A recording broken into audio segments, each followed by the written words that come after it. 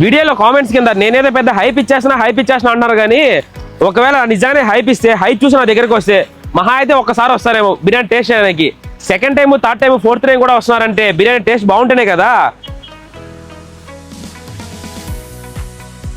అది అయిపోయిన తర్వాత 4 బ్యాంబూ బిర్యానీ పార్సల్.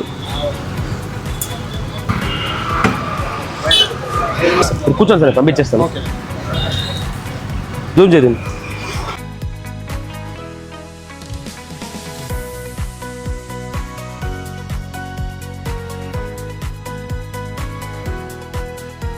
ఏదేమైనా నేను ఎంత హైప్ ఇచ్చినా సరే మన ఫుడ్లో దమ్ము లేకపోతే మాత్రం ఎక్కువ రోజులు నిలబడలేము ఇక్కడ.